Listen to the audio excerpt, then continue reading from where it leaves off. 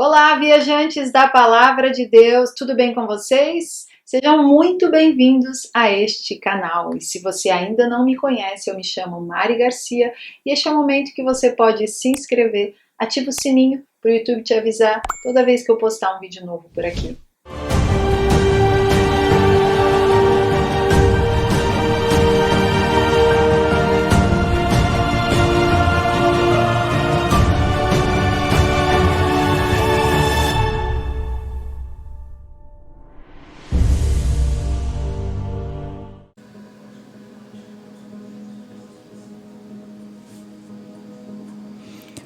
Malaquias capítulo 4, o último capítulo do Antigo Testamento, antes dos 400 anos de silêncio que não iam ser quebrados até a vinda de João Batista.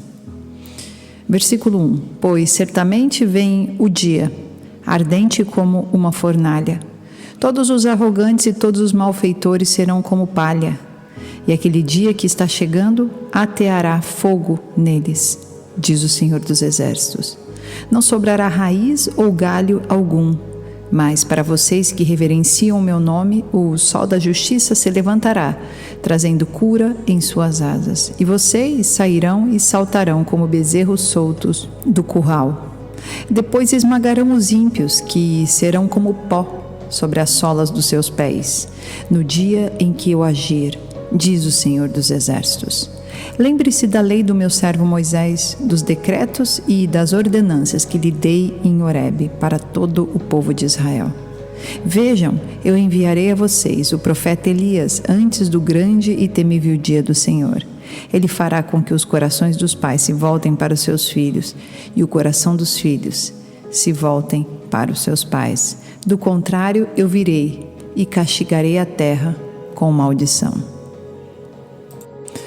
O profeta Malaquias está dizendo sobre o dia do Senhor, o dia em que o Senhor virá pelas nuvens, o dia em que o sol escurecerá e a lua se tornará em sangue, o dia em que trovões e relâmpagos estarão por toda parte, o dia em que a grande tribulação se findará para a vinda de Cristo Jesus.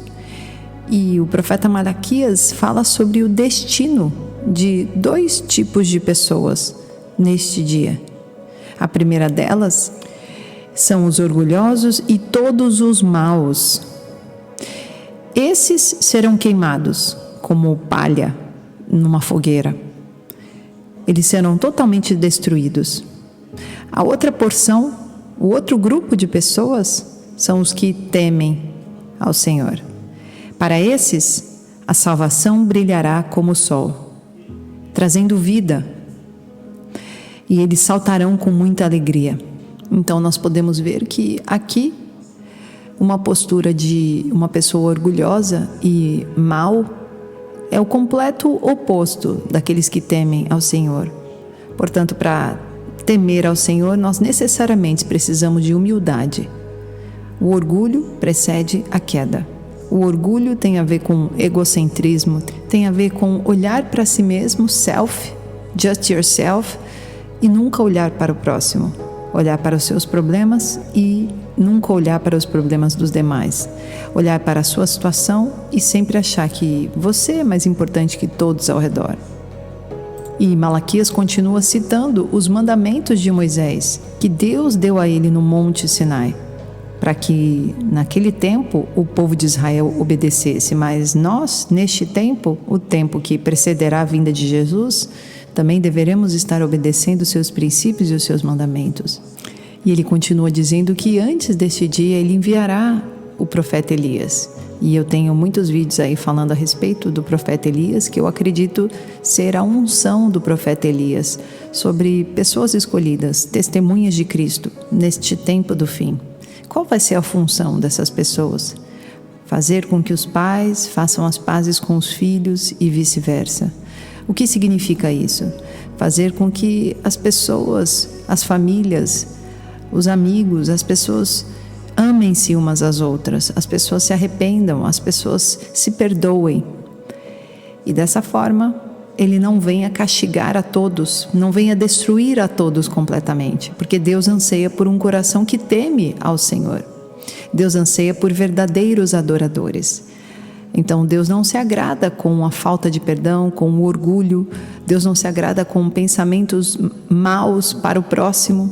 Porque quando a pessoa ela é invadida por essas características, ela não deixa espaço para que o Espírito Santo venha dentro de cada um fazendo a sua obra.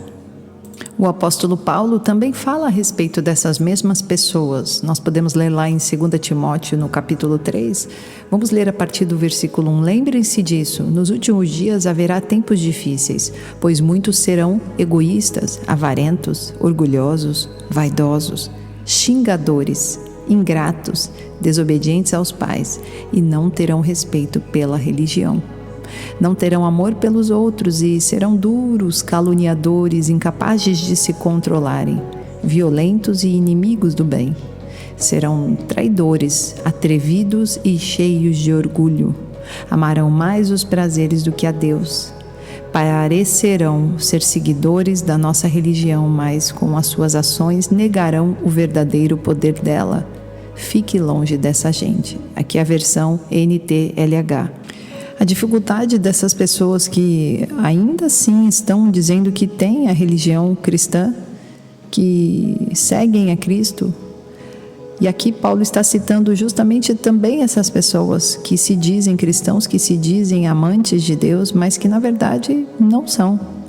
E qual é o grande problema? O problema é que as pessoas cada vez mais querem tentar inserir Deus, o temor a Deus, a vida com Deus, mas dentro de um contexto de uma vida egoísta, de uma vida completamente individual, de uma vida que só pensa em si mesmo, de uma vida que quer todos os prazeres do mundo, mas ainda assim quer dizer que é cristã.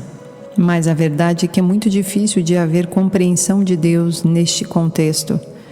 Apocalipse 3, a partir do versículo 15, diz assim: conheço as suas obras, sei que você não é frio nem quente. Melhor seria que você fosse frio ou quente. Assim, porque você é morno, não é frio nem quente, estou a ponto de vomitá-lo da minha boca. Você diz: estou rico, adquiri riquezas e não preciso de nada.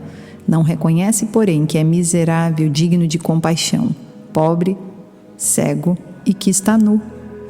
E é por isso que Jesus já alertava lá em Mateus 25 a respeito das prudentes e das insensatas. Versículo 7, então todas as virgens acordaram e prepararam suas candeias. As insensatas disseram às prudentes: deem-nos um pouco do seu óleo, pois a nossa candeia está se apagando. Elas responderam: não, pois pode ser que não haja o suficiente para nós e para vocês. Vão comprar óleo para vocês. Os insensatos são justamente pessoas que não têm um contexto de vida real com Deus. Pessoas que muitas vezes estão tentando seguir uma vida cristã, mas apenas pela aparência.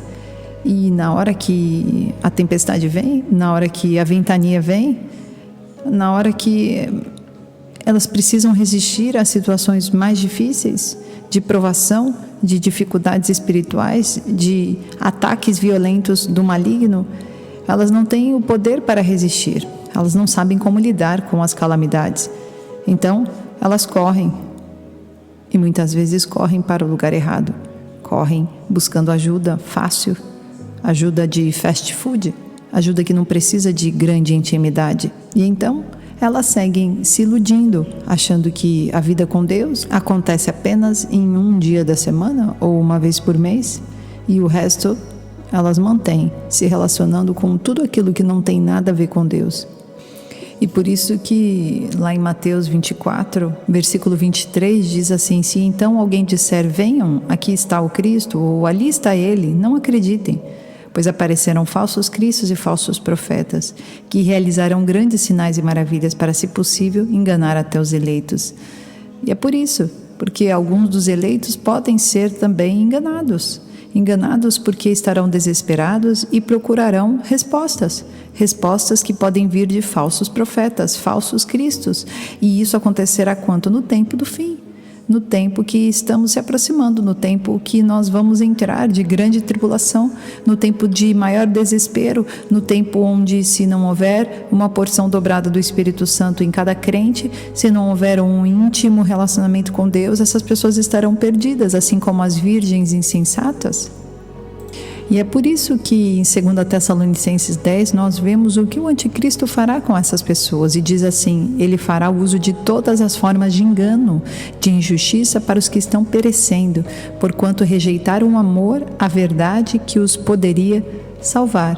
Por essa razão, agora é Deus lhe envia um poder sedutor, a fim de que creiam na mentira, e sejam condenados todos os que não creram na verdade, mas tiveram prazer na injustiça.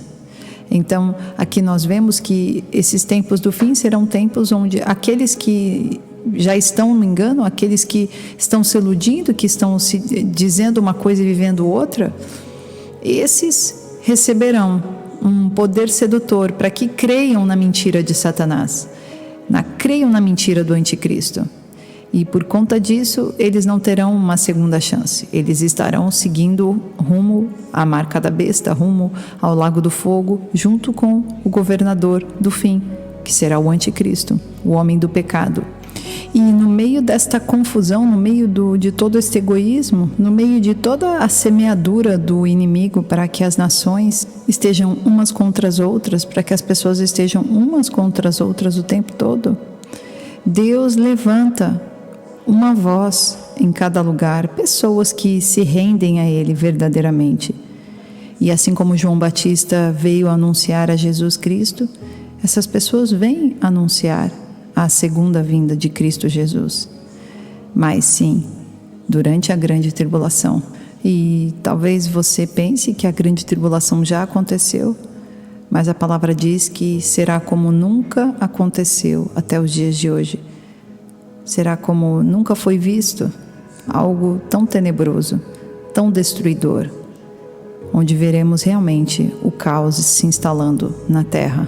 E neste caos virá uma voz da igreja, do povo que está verdadeiramente diante de Deus. Pessoas que conseguirão influenciar a geração em prol do Senhor, não só pelas palavras, mas pelas atitudes. Pessoas que, através das suas reações diante das condições mundiais, estarão pregando para multidões, sem ao menos saberem muitas vezes. Pessoas que decidiram entregar o seu coração verdadeiramente para a vontade de Deus e deixar a sua vontade e os seus planos para trás. Aquela história de que os seus sonhos se realizarão nem sempre é verdade, pois muitas vezes os seus sonhos não têm nada a ver com os sonhos de Deus. Muitas vezes aquilo que você sonha em fazer é algo que você viu para outra pessoa, não é algo para você. E talvez quando você se dá conta disso, você sofre muito tempo, você se frustra. E toda frustração, ela vem de algo que você não realizou por sua vontade, por ser um sonho pessoal seu. Enquanto que Deus está te chamando para ver o que Ele tem para você. E talvez no início não seja tão bom para os seus olhos, pois você está acomodado aos seus próprios sonhos, ao seu próprio egoísmo. Mas Deus está te chamando, saia da caixa, saia do seu egoísmo, saia das suas vontades. E eu te trarei algo que você vai experimentar e vai se preencher muito além do que tudo aquilo que você já sonhou. Oremos. Senhor nosso Deus e nosso Pai, obrigada por esta mensagem. Ajuda-nos, Senhor, a deixar o nosso egoísmo de lado. De uma vez por todas entendermos que nossa vontade não é a Tua vontade. Entendermos que toda frustração que vem da carne não tem nada a ver com a realização dos sonhos de Deus para a nossa vida. E muitas vezes nós precisamos primeiro cair para depois o Senhor poder nos levantar novamente. Por isso, Senhor, se conosco nessa caminhada tão difícil que é nos encontrarmos em Cristo. Ajuda-nos, Pai, cada ouvinte que encontre o propósito que o Senhor tem para cada um deles. No nome de Jesus.